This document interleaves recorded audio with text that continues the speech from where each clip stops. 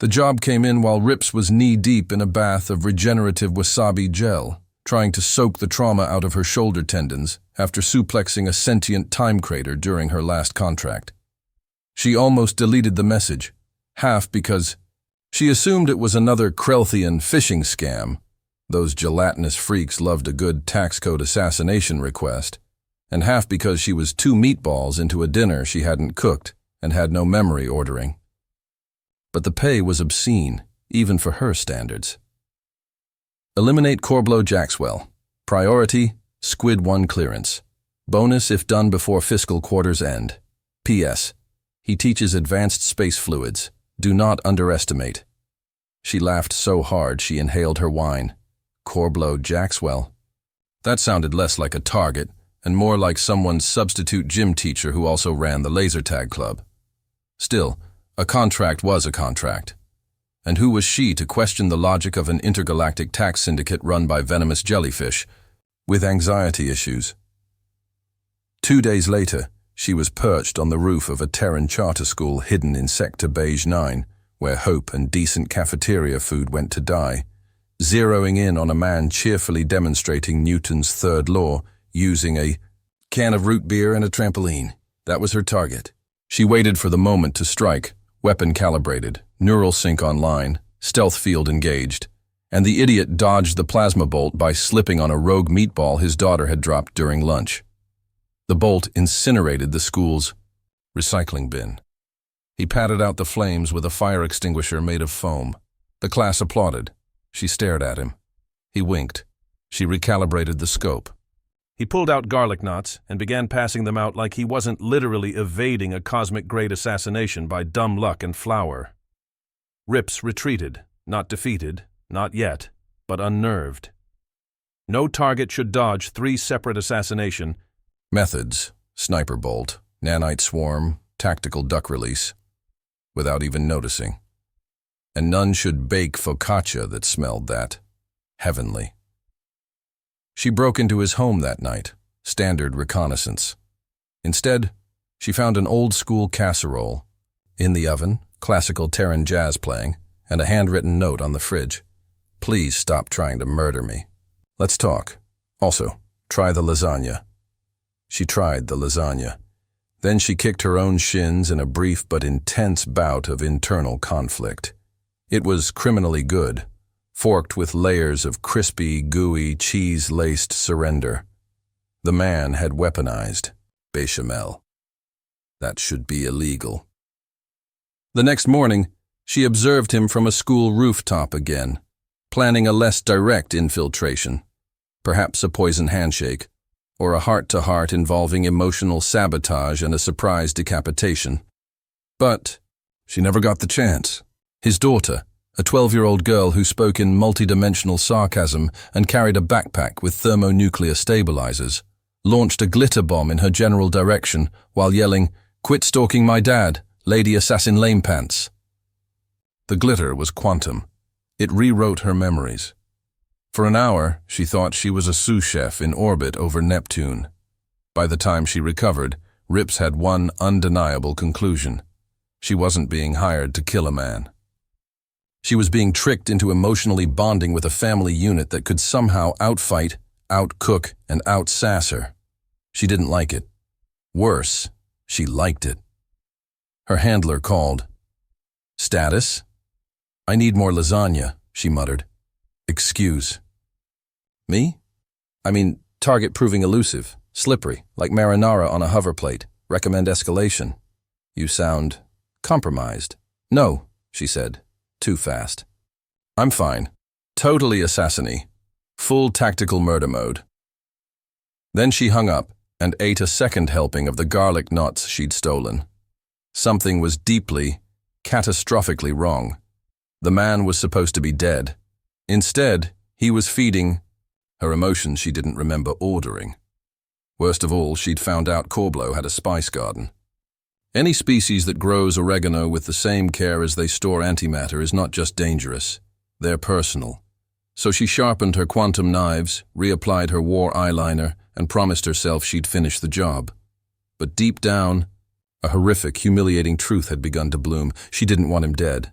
She wanted his recipe. And maybe, a hug.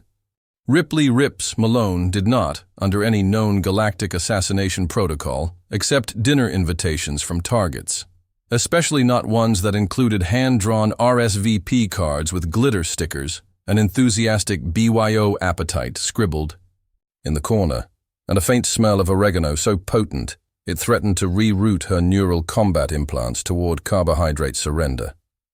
But somehow, there she was, fully armed, emotionally constipated, and seated at Corblow Jackswell's rickety, family dinner table in a pastel kitchen shaped like it belonged on a sitcom set rather than a potential war criminal's lair.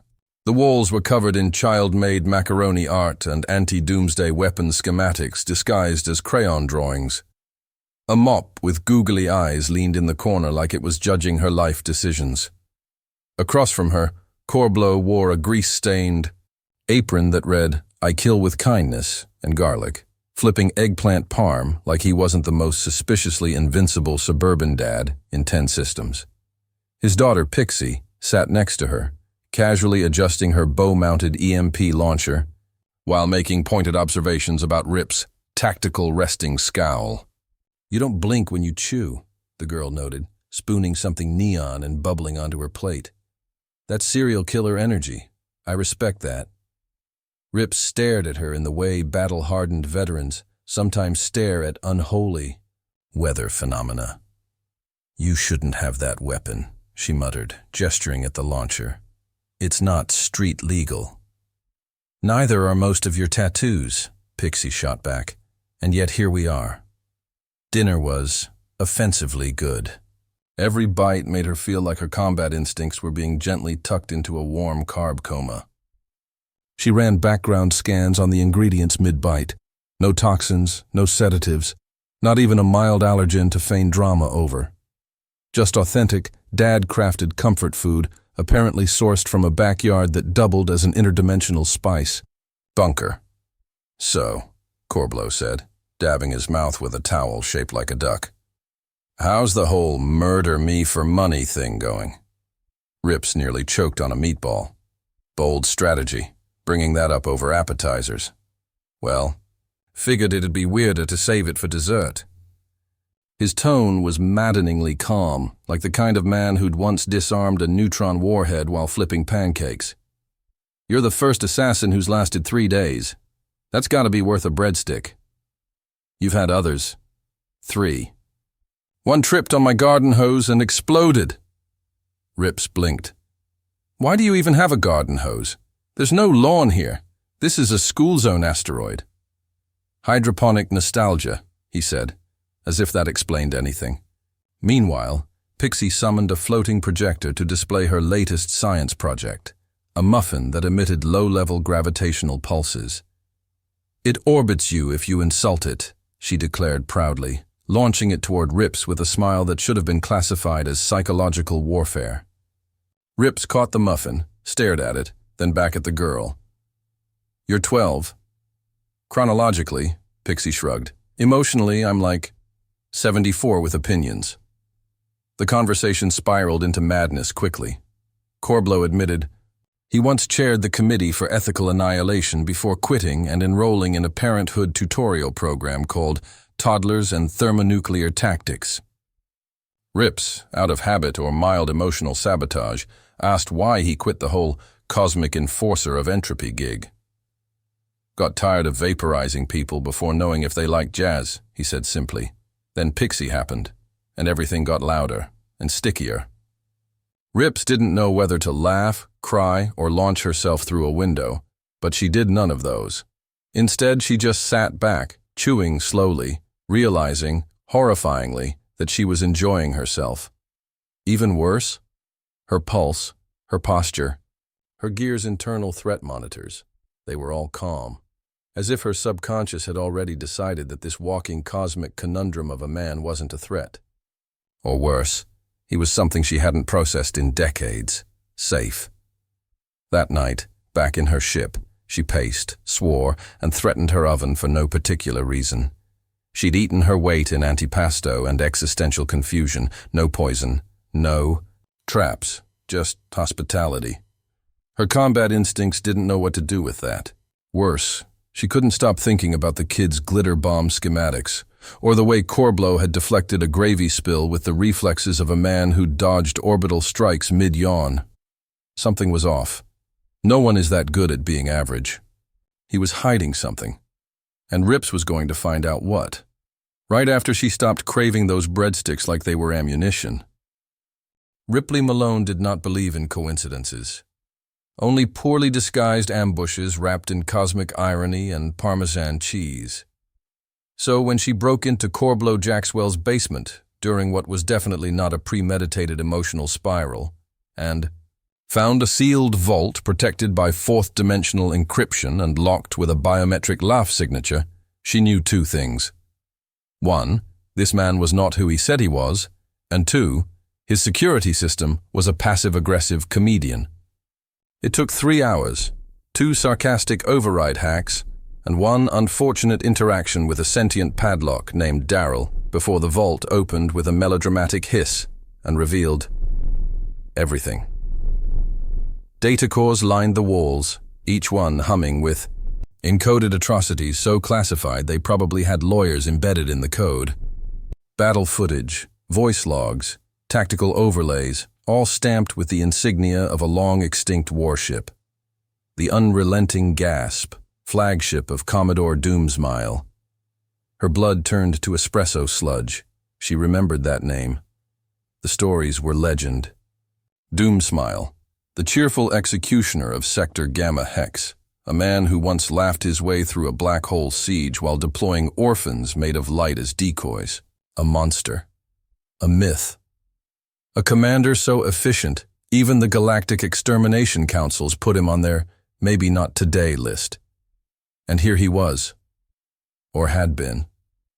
Tamed, rebranded, wearing novelty socks and baking muffins.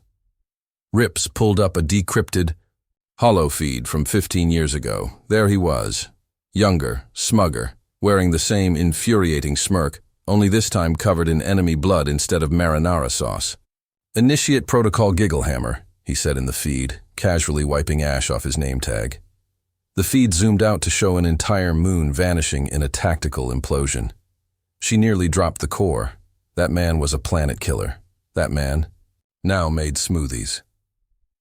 "Explain this," she growled, tossing the core onto Corblow's kitchen counter that night, like it was a particularly damning fruitcake. He didn't flinch.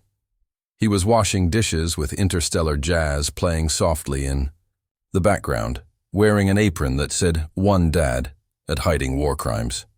He dried his hands, turned, and gave her the same look he'd probably given enemy generals before pulling their emotional foundations out through a motivational speech.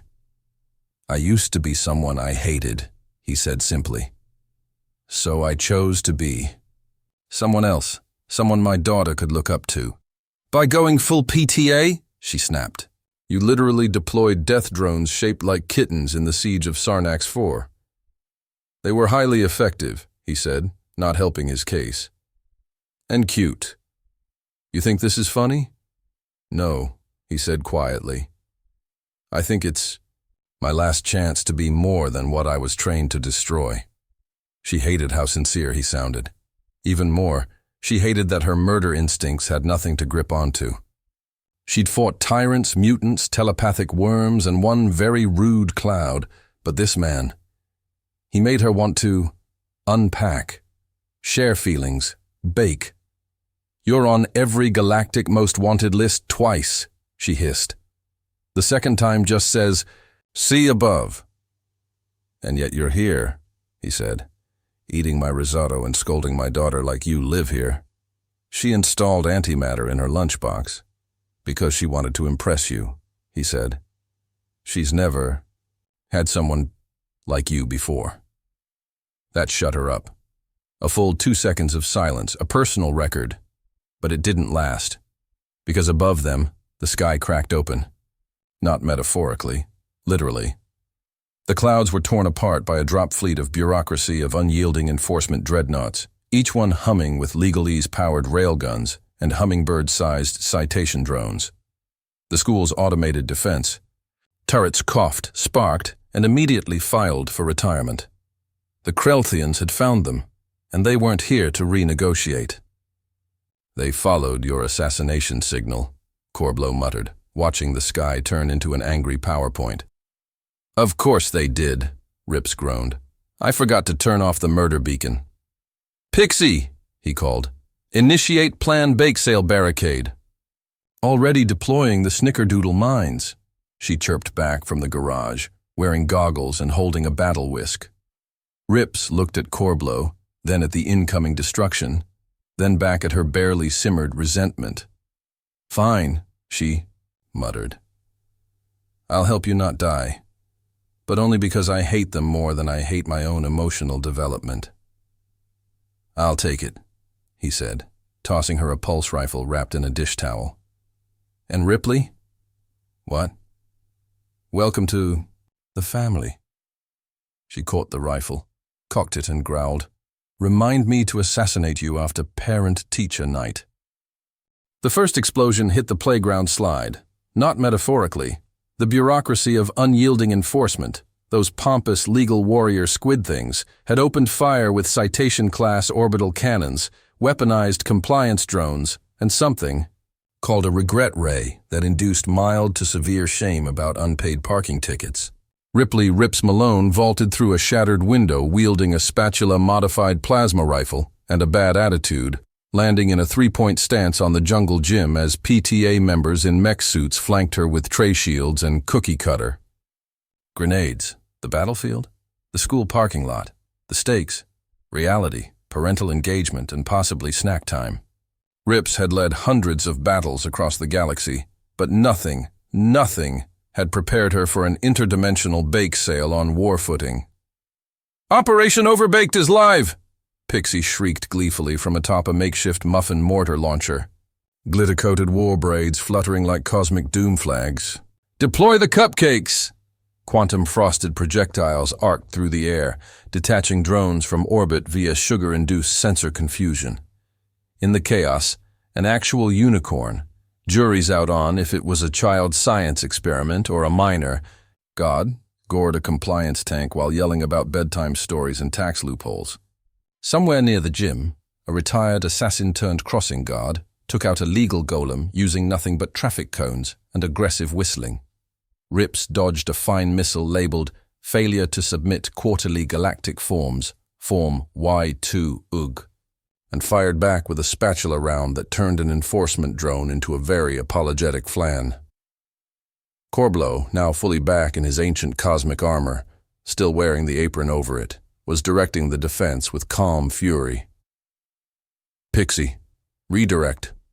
The hot lunch shield to Sector C, PTA moms, reinforce with gluten-free suppressive fire. Rips, handle the Alpha Squad. They're filing motions near the library." "With pleasure," she growled, drop-kicking a hover-filing cabinet into a bureaucrat mid-citation. "Tell them to bookmark their own doom." But the enemy wasn't just here for war. No, they were here to retrieve the Doomsday Protocol hidden in Pixie's backpack science project, a papier-mâché volcano that doubled as a pocket singularity and tripled as an interstellar cuisine disruptor. "They're after the Parmesan core," Pixie screamed. "It's stabilized with cheese logic." "That sentence is why I drink," Rips muttered, vaulting over a PTA hover cart while blasting two squid lawyers who'd weaponized subpoenas written in existential dread. She landed next to Corblow, both of them now covered in battle flour, sweat, and bits of sentient lemon bars. "We're outnumbered," she said, "outgunned." "But not outbaked," he replied, slamming his fist into the ground. The school's intercom lit up. Pixie had hacked it. A pulsing beat echoed across the battlefield. Then came the voice of a tiny godchild AI with a mixtape. "Science, sass, and critical mass," she rapped, dropping a quantum diss track so brutal it short-circuited 5 dreadnoughts and made a war judge cry. One enforcement cruiser tried to flee mid-verse. The others exploded in sheer embarrassment. And then it happened. Rips grabbed the volcano, supercharged it with every remaining shred of tactical spice in the kitchen arsenal, and lobbed it like a metaphysical grenade. It erupted mid-air in a spiral of parmesan, logic, and weaponized nostalgia. The explosion folded bureaucracy into itself, literally. The fleet above winked out of existence with a final, tragic, "We'll be in touch," and a receipt. Silence fell. The school bell rang. Birds chirped, despite being extinct in this quadrant. Corblow turned to her, breathing heavily, apron smoldering. Well, that was mildly inconvenient. "You call that mild?" she snapped. "My combat boots smell like lasagna and shame." Pixie skipped over, holding a salvaged citation drone now repurposed as a snack dispenser. "I made it give gold stars instead of fines." "You terrify me," Rips muttered, handing her a surviving cupcake. "But in a wholesome way." The PTA threw an impromptu barbecue over the smoldering wreckage. Kids ran around wielding leftover glitter grenades. Somewhere, the mop saluted. Rips looked around. Chaos, warmth, noise, the hum of safety baked into every corner. She realized, disgustingly, that she didn't want to leave. Not yet, maybe not ever. Corblow handed her a homemade badge. Vice Principal of Tactical Sarcasm. "You earned it," he said with a soft smile. "Besides, Pixie's enrolled. You in our Home Economics Apocalypse Resistance program." "Wait, that's real?" "Everything's real when you care enough," Pixie said, and handed her a personalized flamethrower shaped like a rolling pin. Rips looked at it, then at the two maniacs she'd almost assassinated. "Fine," she sighed. "I'll stay. But only until I find a better excuse than you make good bread." "Spoiler alert," Corblow said, sliding a plate of garlic knots into her hands. "You won't." And that's how the galaxy's deadliest assassin retired to a life of PTA meetings, surprise invasions, and cosmic-level bake-offs. And honestly, she wouldn't have it any other damn way.